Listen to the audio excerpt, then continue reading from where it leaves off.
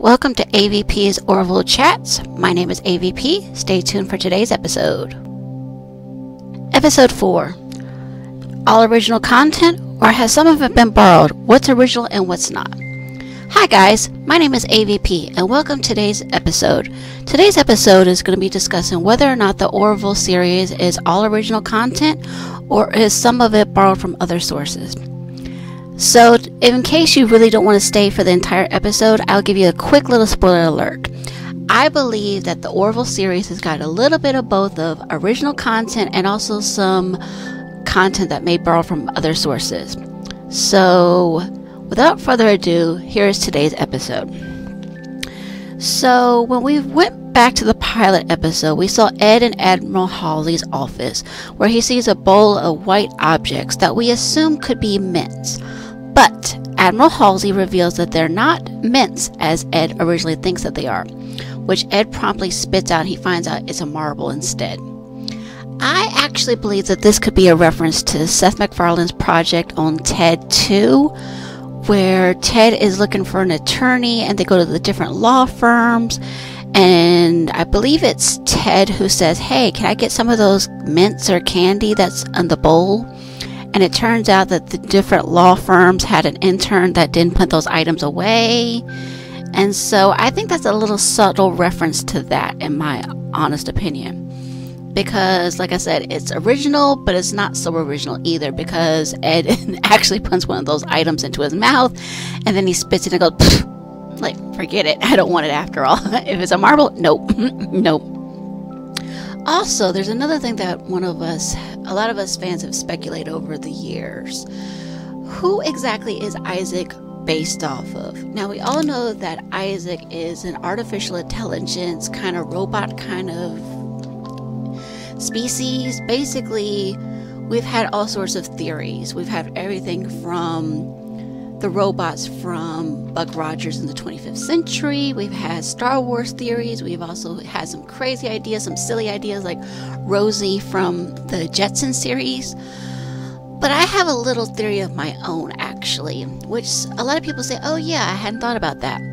In the movie Hellboy 2, The Golden Army, we have a robot kind of creature who is also an alien of sorts, and his name is Dr. Klaus.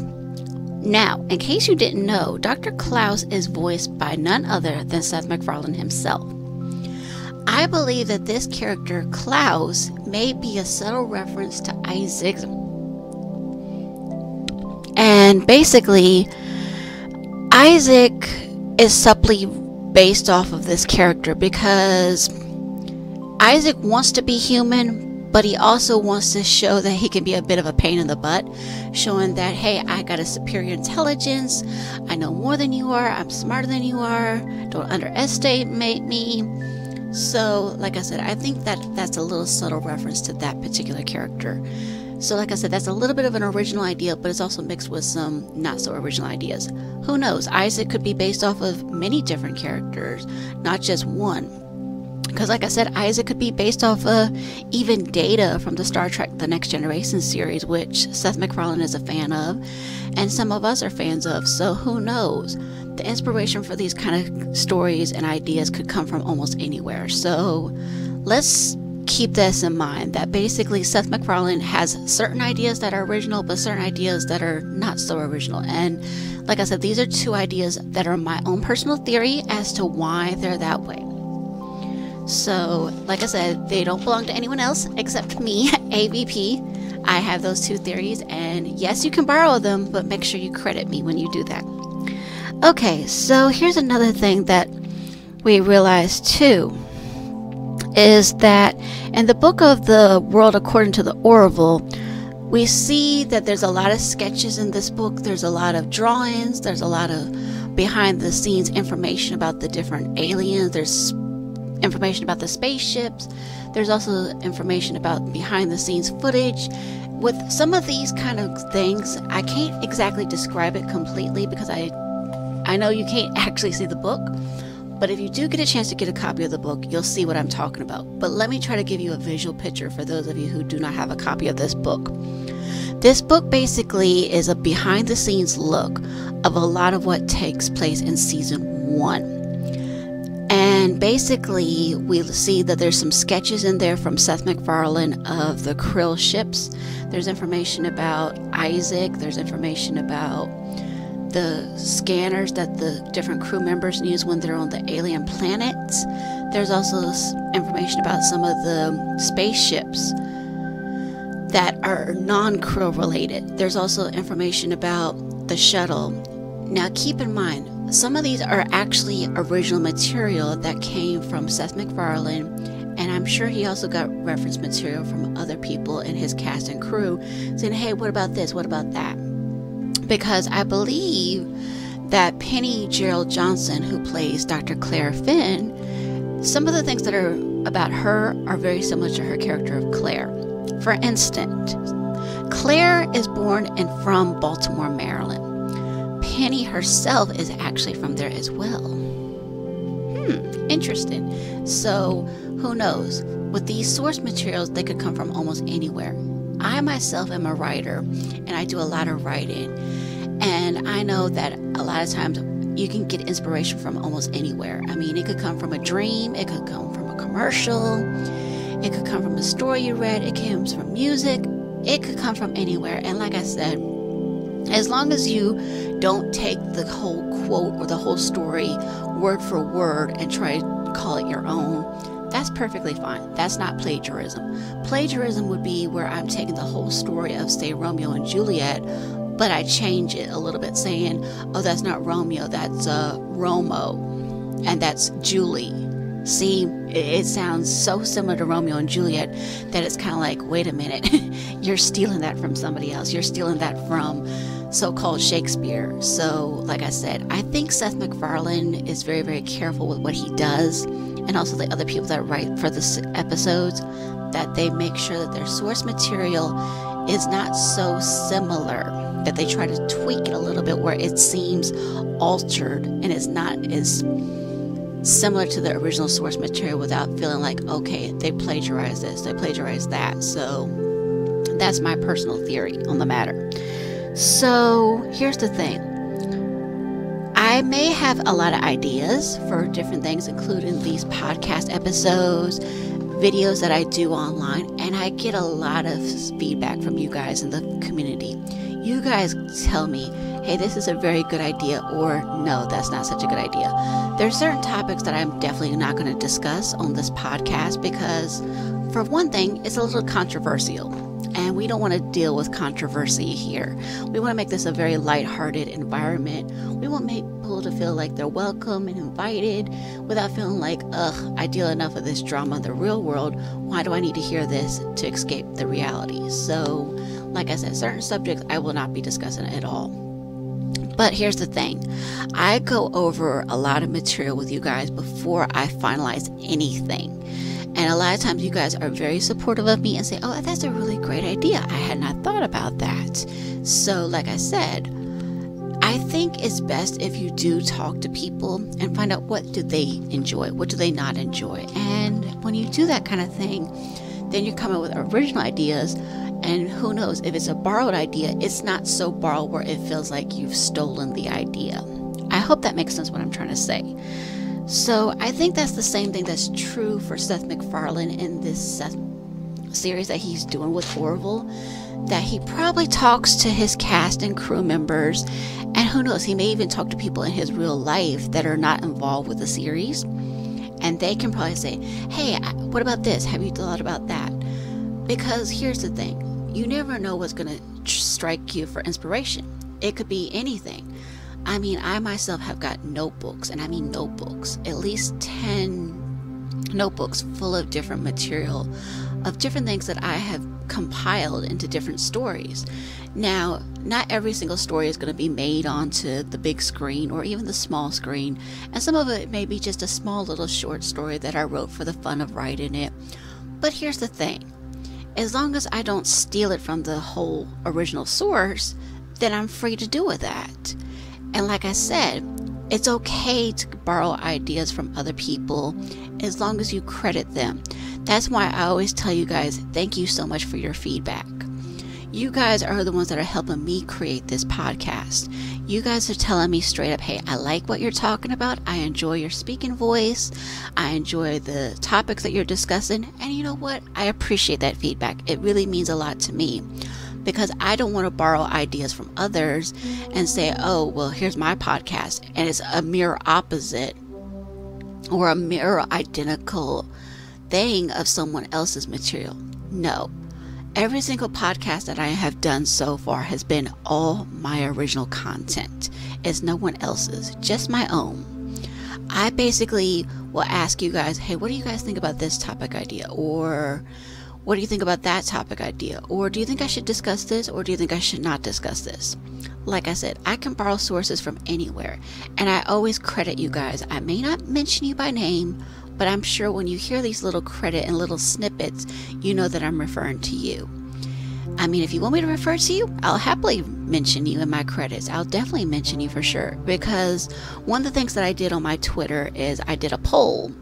And I asked you guys, hey, I really, really want to do this podcast, but I really, really need an announcer to do my video intros. And you guys told me straight up, for the podcast, why don't you do it yourself? And you know what? I'm doing it myself. I took your guys' feedback and I made it my own. Like I said, there's so many places where you can get source material. Like I said, the universe is literally our limit because you never know what's going to inspire you. It could be anything. It could be even a TV commercial. I mean, I myself sometimes when I sleep and I can remember it and I have a very vivid dream that's very detailed and I think this would make a good story idea, I immediately write it down. As a writer, I know the importance of always keeping writing material around because, like I said, you never know what's going to inspire you. For one person, it may not be an inspiration. For another person, it may be. Some of us, we never know what's going to come about, and we may just write down that one little bit of a idea on a scrap of piece of paper, and who knows, that idea may make it to a bestseller. I think about the writers who wrote the song Somewhere Over the Rainbow. And here's the thing, the people who wrote that beloved song actually wrote it outside of a pharmacy. And I believe, if I remember correctly, the reason why they came up with the idea is because they said, you know what, this girl is a farm girl, and the only source of color that this girl would probably see in her life would probably come from a rainbow, because everything else is probably drab, dull. So they came up with the idea, you know what about rainbows? Just like some of these Christmas songs. One of them was actually written in the middle of the heat wave, and you know what, they came up with an idea about a Christmas song to cool off, to not think about the heat so much. So like I said, you never know what's going to inspire you to come up with an idea. And I think that's the same thing that's true with our series creator, Seth MacFarlane, that he basically gets inspiration from almost anywhere. He could get it from his real life, he could get it from friends, he could get it from crew members, he could even get it from cast members themselves. They could say, hey, what do you think about this? What do you think about that? I mean, like I said, the universe is literally our limit. We never know what's going to inspire us. We never know what's going to make us go, would this make a good story idea? Would this make a good character name? I mean, Seth MacFarlane recently did an interview with Jessica Sazoa, I believe that's how you pronounce her name, the one that plays Tala, and she asked him the question, how did you come up with my character's name, Tala?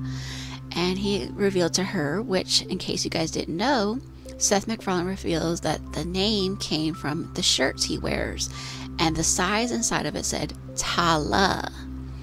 In case you didn't know, Tala is actually a Spanish word for the word tall. So, like I said, that was just basically a plain simple label, and it had the word Talla, and there was an idea for a character name, and guess what? He uses that as her name. So that's Tala was born, all from a t-shirt label that Seth MacFarlane had. So like I said, we never know what's going to inspire us to come up with ideas. Like I said, there's certain ideas that it will come to my mind, I'll discuss it with you guys, and you'll say, oh yeah, that's a really good idea, or that's not a really good idea, don't do that one. Like I said, I always try to run things over to come up with fresh, original ideas that people probably have not thought of. This idea came to my mind because I said, you know what? Some of us may be thinking, is it copyrighted? Is it not copyrighted? what's borrowed, what's not borrowed, what's in between, everything in between. So basically, in conclusion, I'm trying to say is that I believe that the Orville series does have a lot of original ideas for certain things, but certain things may be borrowed from other sources. It's just we have to look for those little nuggets. I'm still going to do an episode one day in the future, which you guys can help me out with, which I would really, really appreciate, is if you guys can find little nuggets and little Easter eggs, so to speak, of the different things that you may have seen in the series and think, you know what, is this a reference to something else? Is this a reference to something else that I hadn't thought of? I mean, when I was talking to someone the other day and I said, was there anything you observed in the show? And they came up with the Kermit the Frog on Seth's desk. And then she also pointed out that there's a little flight of the original airplane that the Wright brothers came up with, and that's a nice little source material because the series is called Orville after one of the Wright brothers. So who knows, you never know what's going to be a source material and what's not. But like I said, with these little Easter eggs, I'm going to need you guys to give me your input. What's something that you've seen in the series? It could be, like I said, a very small little thing. It doesn't have to be a big major thing. It could be something as simple as the Kermit the Frog. Or it could be something like you saw Bortus saying something. Or maybe even the clip when Clyden is watching The Sound of Music. Maybe you felt like it was a reference to something else that you had seen. Who knows? The sky, or the universe in this case, is our limit because, like I said, there's so many source materials out there. We never know where those source materials are going to come from. But I really, really hope you guys appreciate this insight that I was able to give you guys to let you know, yes, Orville is original in many ways, but in many ways, there's certain ideas that may not be so original.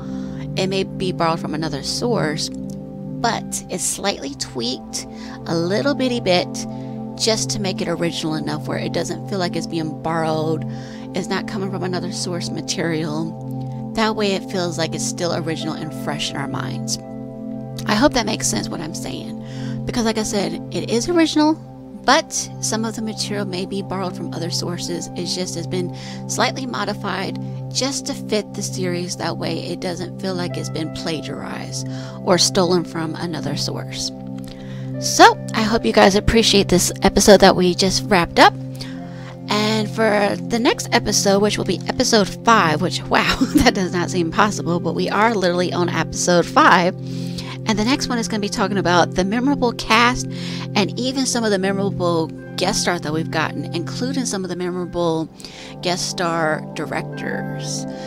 Please keep in mind that this is all from the IMDb website and Wikipedia sites that give me this information, and also some of it's all from my head that I remember about these guest stars. And like I said, I will be discussing that in episode 5, which, wow, it's hard to believe that we are now coming up on episode 5. But I really appreciate you guys taking the time to listen to this episode.